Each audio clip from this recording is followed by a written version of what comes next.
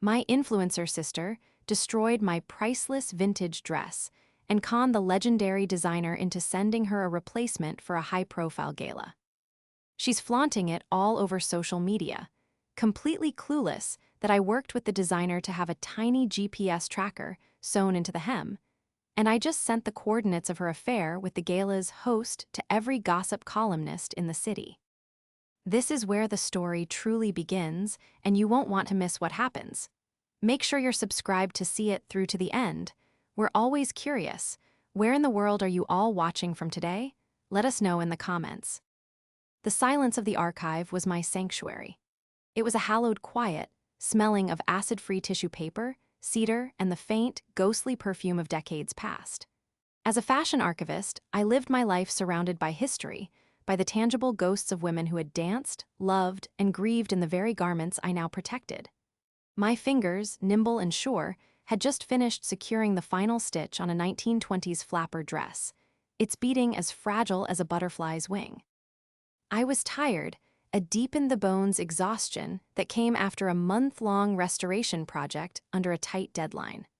All I wanted was a cup of tea and the mindless comfort of my own couch.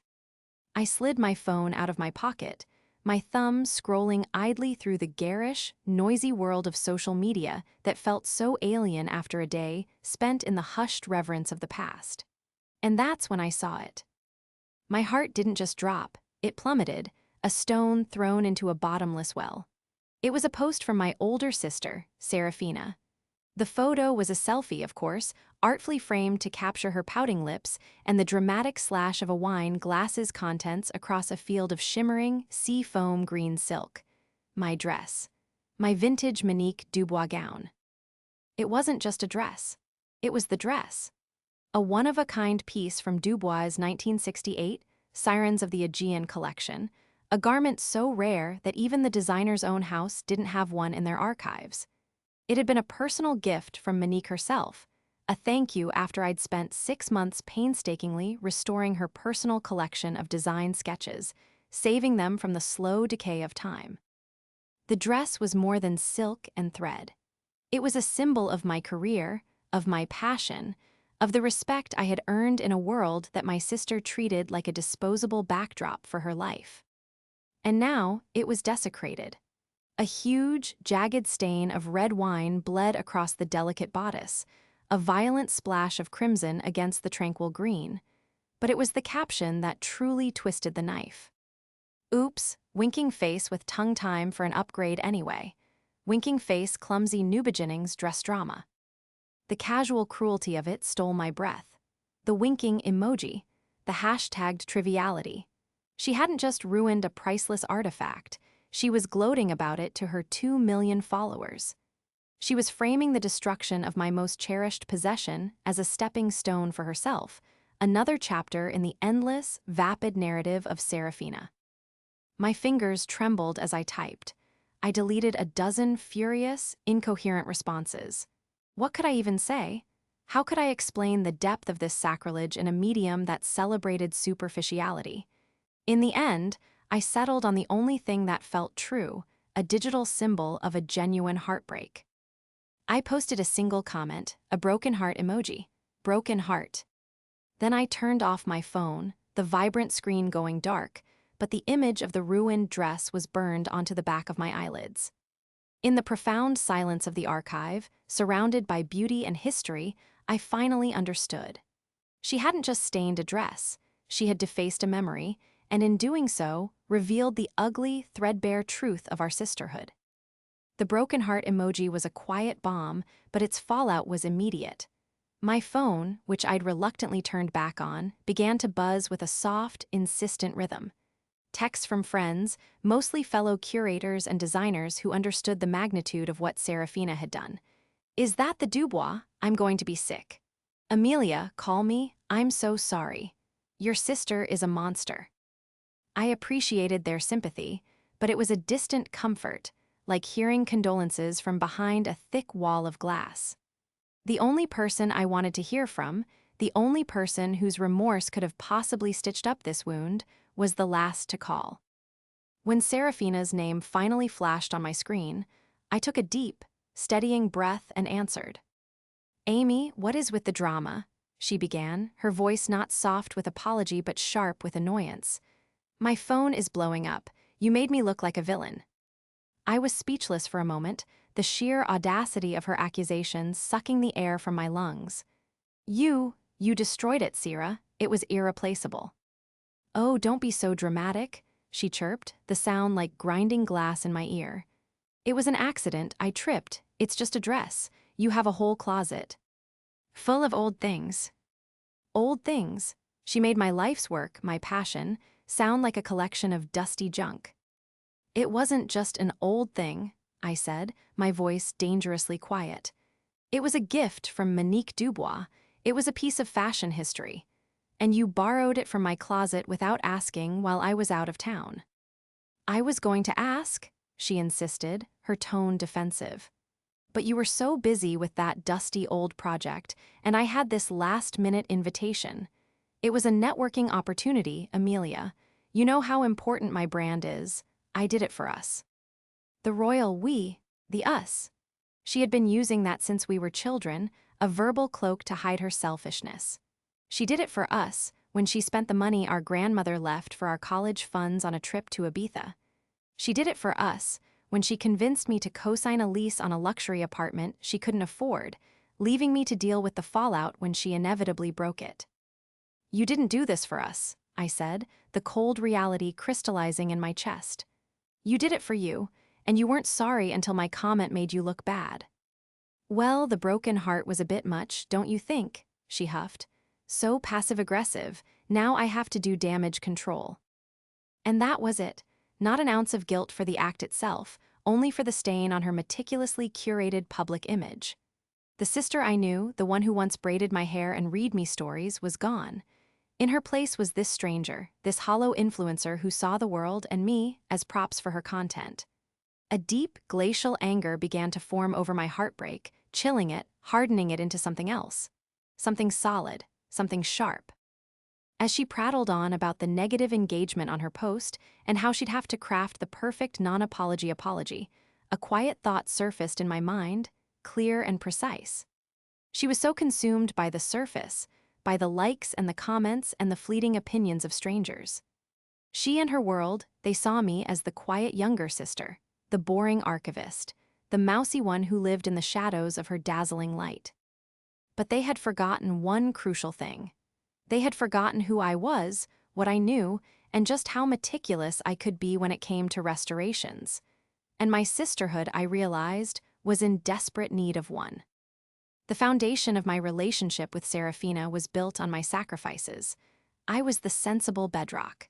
She was the glittering, chaotic edifice built on top of it. Growing up, I was the one who remembered birthdays, who saved my allowance, who did my homework without being told. Serafina was the one who created whirlwinds of excitement and drama, charming her way out of trouble and leaving me to quietly sweep up the debris. When she decided, at 25, that she was going to be a creator, I was the one who loaned her the money for a professional camera, money I had been saving for a research trip to Paris. When her first blog failed, I was the one who let her move into my tiny apartment for 6 months, living amidst her mountain of gifted and soon-to-be-discarded lifestyle products. I edited her captions, I took her photos, I was the unpaid, uncredited intern in the startup of Serafina, Inc., all because I loved her, and I believed in the brilliant, charismatic girl I knew was buried somewhere beneath the mounting layers of narcissism. The shift became undeniable about a year ago when she met Marcus Thorne. He was the host of the annual Hope Gala, one of the city's most exclusive charity events. Serafina had secured tickets and insisted I come as her plus one, mostly, I suspected, so she'd have an on-call photographer. Marcus was everything my sister found impressive. He was handsome in a severe, joyless way, with a jaw that looked like it was carved from granite and eyes that scanned a room with the cold appraisal of an auctioneer. He moved with the unshakable confidence of a man who had never been told no. He was a real estate mogul and a supposed philanthropist, though the causes he supported always seemed to benefit his own public profile more than anyone else. I remember watching him talk to Serafina. He barely acknowledged me, his gaze fixed on my sister with an intensity that felt more predatory than romantic. He laughed a little too loudly at her jokes and touched the small of her back with a possessive familiarity that set my teeth on edge. At the time, he was still married, a fact the city's gossip columns reported with glee. His entire demeanor was a stark, jarring contrast to David. Dear, kind, steady David, Serafina's husband, a pediatrician with a goofy laugh and eyes that crinkled with genuine warmth. David was the sort of man who remembered how you took your coffee and would text you a silly joke just to make you smile. He loved Serafina unconditionally, but he wasn't blind to her flaws. Just a few months before the dress incident, David had taken me aside for coffee. His face etched with a worry he was trying and failing to hide. "Is it just me, Amelia?" he'd asked, stirring his cappuccino into a muddy swirl. "Or is she different?" "What do you mean?" I asked, though I knew perfectly well. "This whole influencer thing, it's consuming her. She's obsessed with her phone, with her image. The other day, I caught her practicing a sincere and emotional face in the mirror for a sponsored post about, I don't know, sustainable dog food. We don't even have a dog." He let out a sigh that seemed to deflate his entire body. "And these new friends, like that Marcus Thorne guy, he gives me the creeps. She says it's just for networking, but she lights up when he texts in a way she doesn't for me anymore." I had offered what little comfort I could, assuring him it was probably just a phase, a side effect of her high-pressure career. But I felt a knot of dread tighten in my stomach. I knew it wasn't a phase, it was a transformation. Serafina was shedding her old life, and the people in it like a snake sheds its skin, all for the promise of something shinier, wealthier, and more impressive. The dress wasn't the first betrayal. It was just the first one she was careless enough to post on the internet. The turning point wasn't the ruined dress or the non-apology. It was the lie that followed. 2 days after our disastrous phone call, Serafina staged her comeback. She posted a carefully curated Instagram story, her face a mask of faux humility and resilience. "Hey everyone," she began, her voice soft and tremulous. "I know a lot of you were upset about the dress. It was a terrible accident, and my sister Amelia, who I love more than anything, was rightfully heartbroken. But in every dark cloud, there's a silver lining." She paused, building the drama. Then she held up a thick, cream-colored envelope embossed with a familiar, elegant MD logo. "The legendary Monique Dubois herself heard what happened," she announced, her voice filled with manufactured awe. "Her team reached out, and they were so horrified that they have offered to create a brand new, one-of-a-kind gown for me to wear to the Hope Gala next month. I'm just blown away by their generosity. It just goes to show, kindness always wins." My blood ran cold. It was a masterpiece of manipulation. She had painted herself as the victim, the ingenue so special that a reclusive, world-renowned designer would personally intervene. It was a lie so audacious, so completely fabricated, that I felt a strange sense of calm descend over me. The emotional, heartbroken little sister was gone. In her place, the archivist, the meticulous, fact-checking, detail-oriented professional, took over. My connection to the Dubois house wasn't just a historical one. During my project, I had worked closely with Genevieve, the head of the atelier. She was a formidable Frenchwoman in her late 60s, fiercely protective of Monique's legacy and with a built-in radar for phonies. I opened my laptop and composed an email. I didn't accuse, I didn't rage. I simply stated the facts. I expressed my profound sorrow over the destruction of the vintage 1968 piece, detailed its history and sentimental value, and attached a screenshot of Serafina's initial, gloating post. I ended the email by saying I hoped Serafina hadn't caused her team any trouble. Genevieve's reply came in less than an hour. It was scorching. "Amelia, I am aghast. This sister of yours called us, weeping, claiming to be your distraught proxy. She told a story of a clumsy caterer and a treasured family heirloom, a gift you had supposedly bequeathed to her. She exploited your name and my sympathy to solicit a free gown. The insolence? Monique would be spinning in her grave if she weren't still alive and wintering in Gstaad. This will not stand. A slow smile spread across my face. This was it. This was the opening. I wrote back immediately. Genevieve, thank you for your understanding. I know how much your house values its integrity. Perhaps there is a way to give my sister exactly what she wants, while also honoring the truth. The plan formed in a flurry of encrypted emails between me and the atelier in Paris. It was perfect in its poetic justice. The house of Monique Dubois would, indeed, create a bespoke gown for Serafina. It would be breathtaking, a column of midnight blue satin, embroidered with thousands of hand-sewn black crystals that shimmered like a star-dusted sky. It would be the dress of her dreams. And sewn into the intricate beading along the hem, indistinguishable from the other crystals, would be a tiny, state-of-the-art GPS tracker.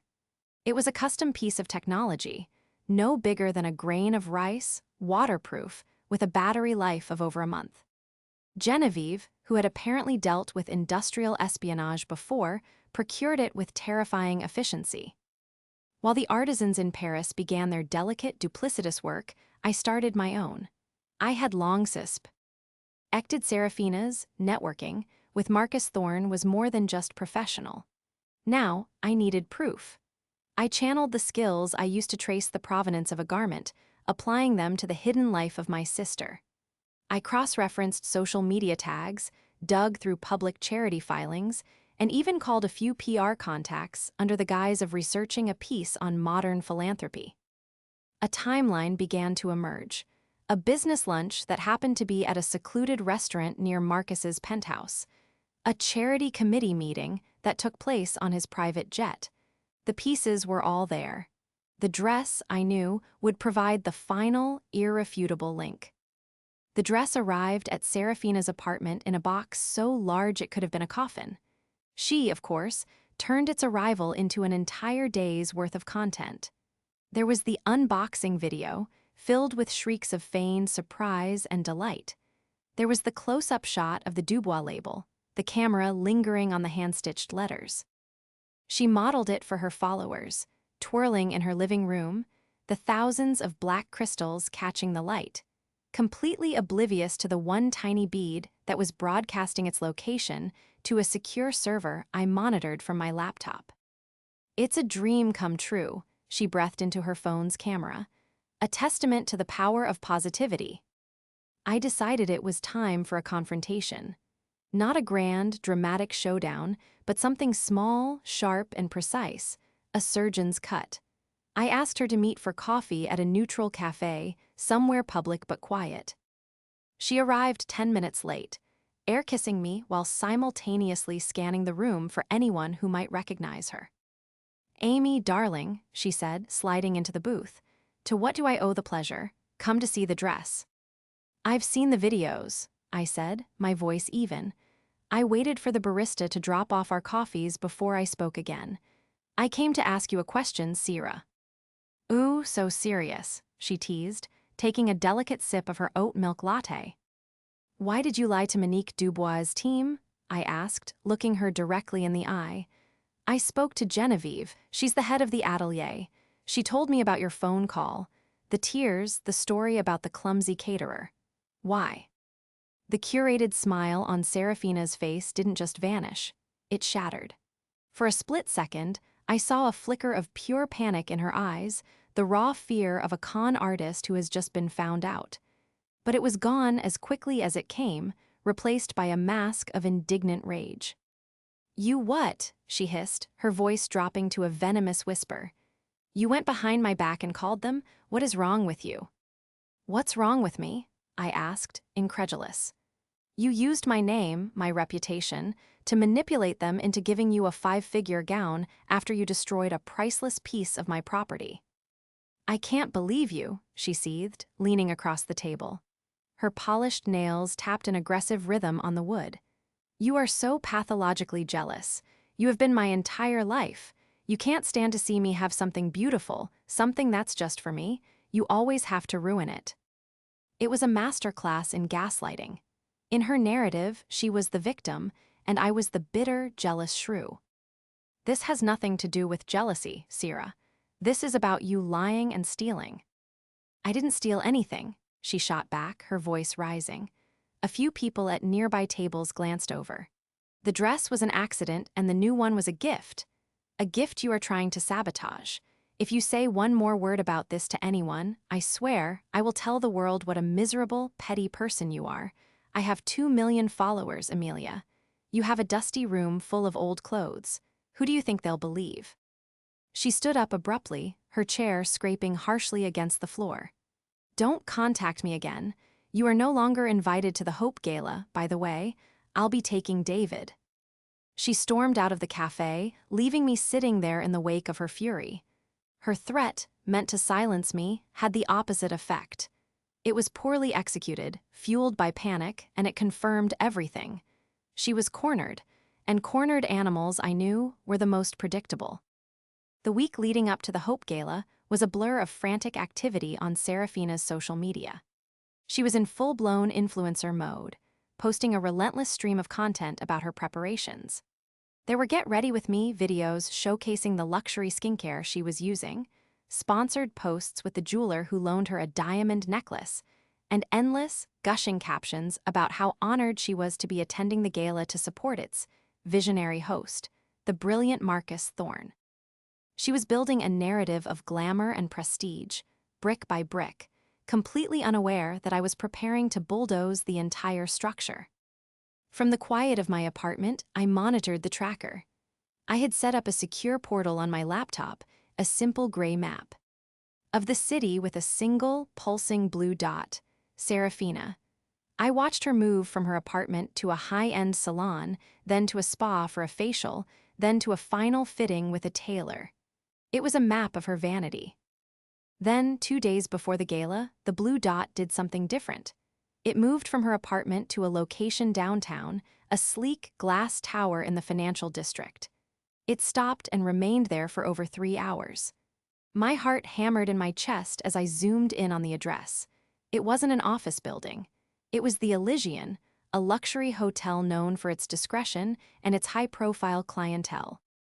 Using the research skills I'd honed for years, it took me less than 20 minutes to cross-reference property records through a public database. The penthouse suite, a sprawling private residence on the top floor, was registered to a holding company. A holding company owned by Marcus Thorne. This was it, the final, undeniable proof. My first instinct was to feel a surge of triumphant rage, but it was quickly followed by a wave of profound sadness for David. He didn't deserve this. He was a good man, caught in the crossfire of his wife's ambition and deceit. Exposing Serafina felt necessary, but letting David be blindsided and humiliated at a public event felt cruel. He deserved a warning. I called him and asked to meet. We met at a small park near his hospital, the sounds of children playing in the distance, a poignant counterpoint to the conversation we were about to have. He looked tired, the skin around his kind eyes stretched thin. I didn't want to be the harbinger of his heartbreak, but I felt a moral obligation. I laid out the evidence gently, without emotion. I didn't mention the dress, the tracker, or my elaborate plan. I presented it as a concerned sister-in-law. I showed him the timeline of suspicious meetings I'd compiled, culminating in the 3-hour visit to the hotel's suite owned by Marcus Thorne's company. "I'm so worried about her, David," I said, my voice soft, "and I'm worried about you." He stared at the timeline on my phone, his face paling. He didn't look shocked, just deeply, deeply weary. It was the face of a man confirming his worst fears. "I knew it," he whispered, his voice cracking. "I think I've known for months, I just didn't want to believe it." He looked up at me, his eyes swimming with a mixture of gratitude and devastation. "Thank you, Amelia, for telling me. It must have been hard." "I'm so sorry," I said, and I truly was. "Don't be," he said, straightening his shoulders, a flicker of resolve hardening his features. "She made her choice." He stood up, looking older than he had just 10 minutes prior. "I'll still be going to the gala with her. I think I need to see it for myself, and I want to be there when it all falls apart." In that moment, he wasn't a victim. He was an ally. The stakes had been raised, but now the case wasn't just mine, it was ours. The night of the Hope Gala arrived on a wave of flashing cameras and black-tie glamour. I watched from my apartment, a digital ghost at the feast, toggling between a live news feed of the red carpet and the cool, gray map with its pulsing blue dot. Serafina made her entrance, a supernova of calculated perfection. The Dubois gown was even more magnificent under the professional lighting, the black crystals drinking the light, making her look as if she were cloaked in a piece of the night sky. David was by her side, a portrait of quiet dignity. He looked directly into the cameras with a calm, sad resolve that the reporters mistook for gravitas. They were the perfect couple, a pillar of style and class. For the first few hours, the blue dot remained stationary within the grand ballroom. I watched the speeches, the auction, the stilted dinner conversation captured by roving cameras. My heart was a trip hammer against my ribs. The waiting was an agony. Then, just after 10:30 p.m., it happened. The blue dot began to move. It glided out of the ballroom, away from the crowds and the noise, and began a steady, determined journey through the hotel's floor plan. It moved down a long corridor, into an elevator, and up to the top floor. It stopped directly over the area marked Penthouse Suite, Marcus Thorne's private residence. My hands were shaking, but my mind was perfectly clear. This was the moment. All the planning, the anger, the heartache, it had all led to this. I picked up the burner phone I had bought for this single purpose. My contact list had only 5 numbers, the direct tip lines for the city's most aggressive and relentless paparazzi agencies. I had researched them for weeks, choosing the ones known for their take-no-prisoners approach to a big story. I composed a simple, anonymous text message and sent it to all 5 simultaneously. Blockbuster photo op, Serafina Miller and Marcus Thorne, the Elysian Penthouse Suite A right now, you're welcome. I hit send and threw the phone in. To a signal blocking pouch, there was no going back. My focus shifted entirely to the news feeds. For 10 minutes, nothing. Then, a sudden commotion on a feed that had been showing B-roll of the party. A cameraman was running, following a pack of photographers who were sprinting towards the private elevators. The feed cut out, but another one picked it up. It was a chaotic, handheld shot from the hallway of the penthouse floor. The paparazzi had ambushed the elevator, holding the doors open, their flashes firing in a blinding, percussive onslaught. And then I saw them. Serafina and Marcus Thorne stepping out of his private suite. Her hair was slightly mussed, his bow tie was undone. The illusion of perfection was shattered. They were caught, frozen like animals in the headlights, their faces a mixture of shock and pure, unadulterated panic. Serafina's hand flew to her mouth, the lone diamonds on her wrist flashing mockingly. The questions came in a brutal, overlapping torrent.